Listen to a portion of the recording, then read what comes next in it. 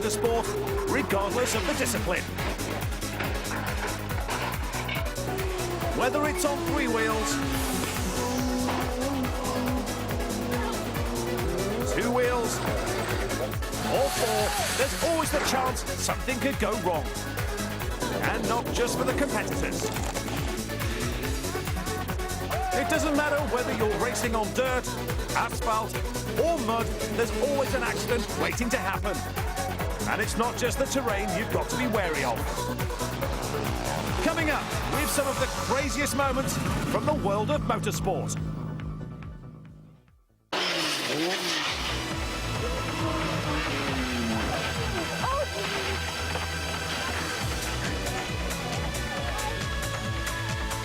Here we go again in slow motion. Thankfully, the rider survived, but he soon retired from racing. Coming up is an all-too-close view of what it's like when flames attack.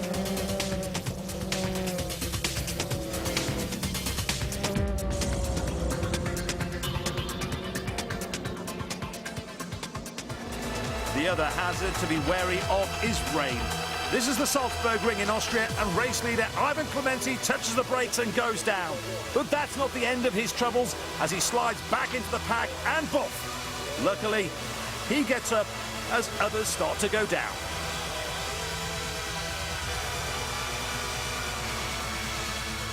They may not be as fast, but they're just as spectacular. This is truck racing at Zolder in Belgium, and Jochen Hahn gets his 7-ton Mercedes to do a vertical 360. Looking a little less like it did before he turned into the last bend. From stopping in the gravel to racing on the gravel, this is Robert Goff having a huge smash in the British Rally Championship. On the replay, just look how close the photographer is to being hit by the car as it left the road.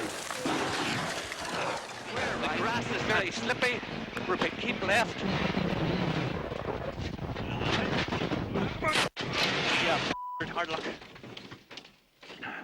No people about. I don't know what to do, man. Okay, you're on your roof, okay? Right.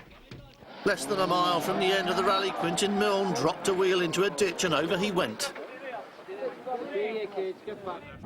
Flat jump, flat left 2, and flat left 1, 170.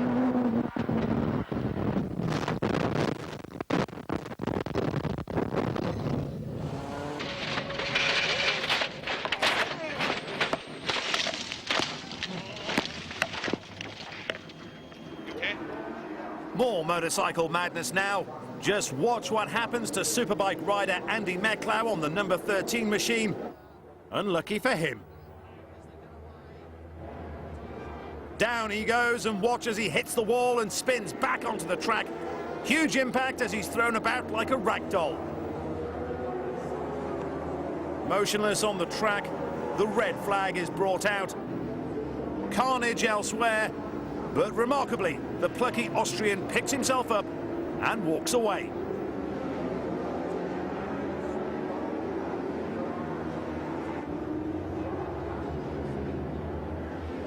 As we look at this again, it's hard to imagine how much punishment he would have taken had he not been wearing protective leathers.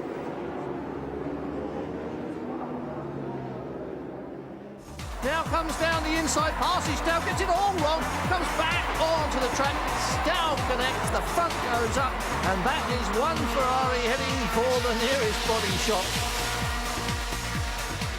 It's not just high-speed crashing that can hurt, as we're about to see.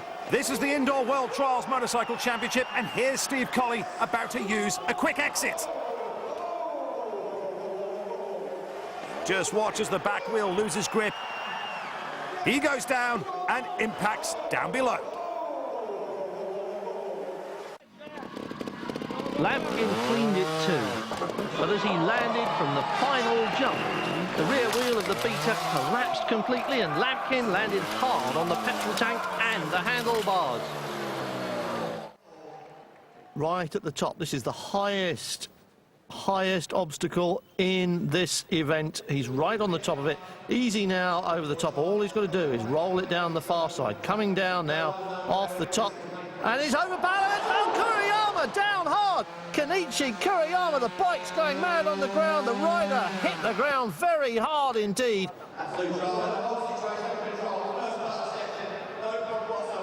Oh, that all went wrong. It's all gone horribly wrong, hasn't it? Oh, and he's lost his balance again. Oh, well, shows his disgust at that.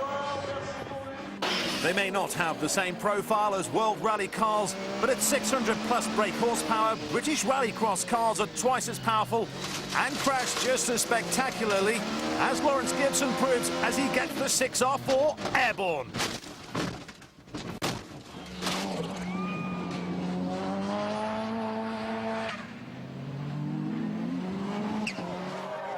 And now off goes Tony Bell onto the grass, running downhill. He's a passenger. The car is out of control. £250,000 worth of Toyota Corolla loops the loop and lands very hard indeed, right in the middle of the track. Now check this out for a massive crash.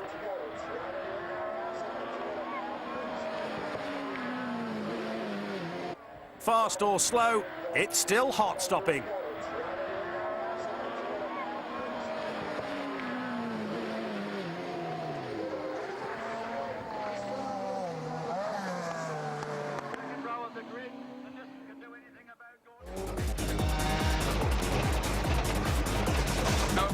Oh man. It was a big impact that winded Lackballer and fractured his co-driver's pelvis. The sliding as if on ice, though with the handbrake, he managed to get it sideways on for that massive and immovable stone gateway. Medium left, crest bump. Steady. It was a huge accident and the crew were lucky to walk away unhurt. One of the toughest sports on the planet is extreme rallying, and that means events such as the Dakar Rally. Time now to find a cushion to cover your eyes. Don't say I didn't warn you.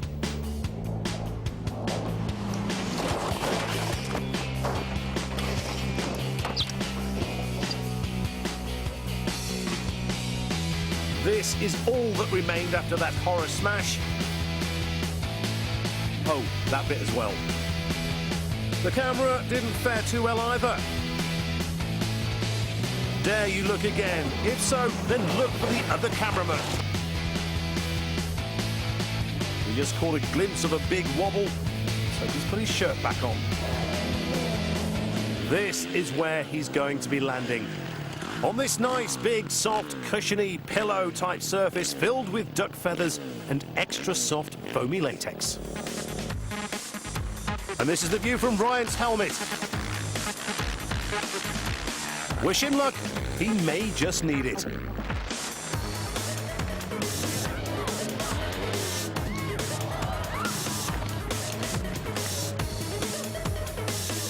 Not what was in the script. And see how a helper rushes to his aid to offer him a cigarette. Keep your eyes on the second rider as he takes to the air, and instead of landing on the ground, he takes out one of his rivals. Thankfully, both men are okay. Now this one is nasty. And it's not even the race, this is just a warm-up lap, and the only thing this rider is going to warm up is a hospital bed.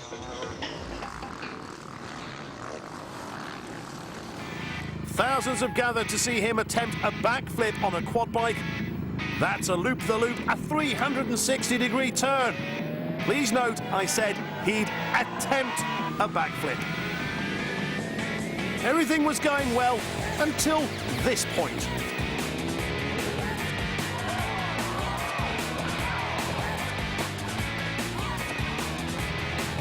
As helpers rush to his aid, Gagnon rides about in agony.